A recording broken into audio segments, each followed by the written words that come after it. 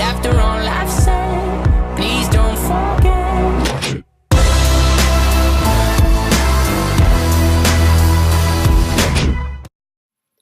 How the Grinch Stole Christmas. No, wait, wrong movie.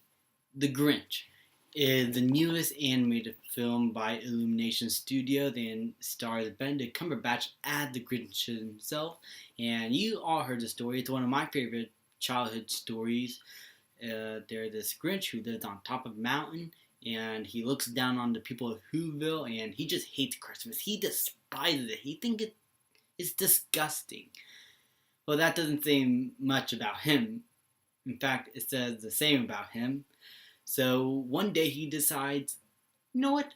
I want to get rid of Christmas. I want to take everyone's Christmas away. And so he goes in to Whoville and tries to plot his way on how to steal Christmas from the people.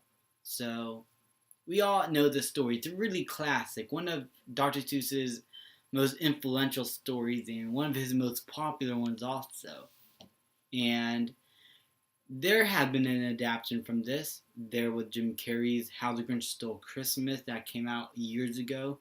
And it received mixed reviews, so hopefully with an animated version behind, it could possibly be decent at least.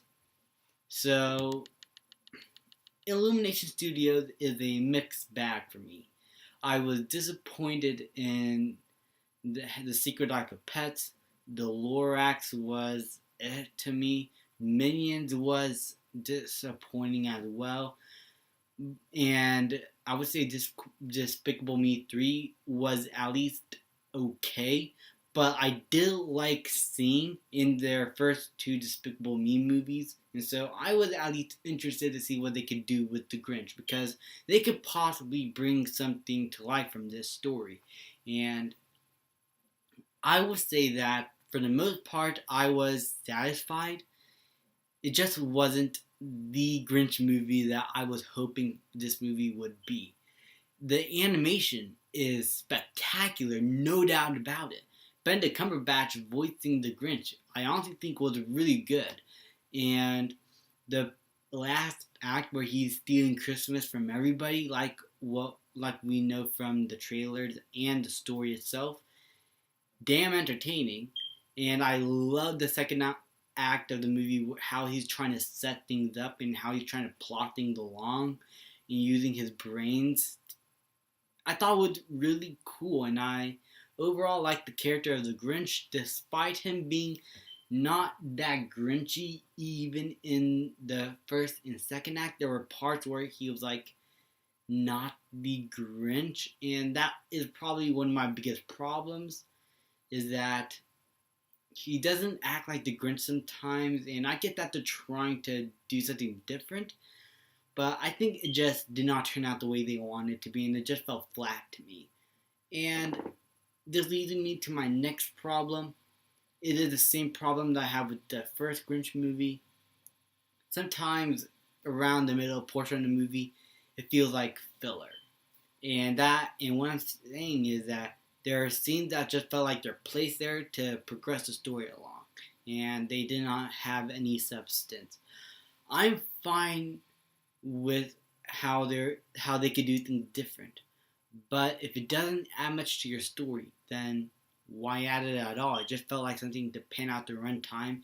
That makes a few scenes feel a little bit boring to me, and sometimes I would just check out just for a bit. But overall, The Grinch was an okay movie. The story could have been better, and if there was less filler, it probably could have done something. It probably could have done something new, like it tried to do with the Grinch's character. While I would say that Benedict Cumberbatch was a great voice actor for this part, his character wasn't as Grinchy as I wanted it to be, if no pun intended, sort of. But overall, this was a fine movie. It is, you could watch it, you won't be harmed, but something that you're not going to remember the next day, and possibly you could just rent it and put it on for your kids. It's an alright movie, but to me, it could have been much better. I'm gonna give The Grinch a B minus. So thank you guys so much for watching. Please leave a like, subscribe, comment, and I will see you guys next time.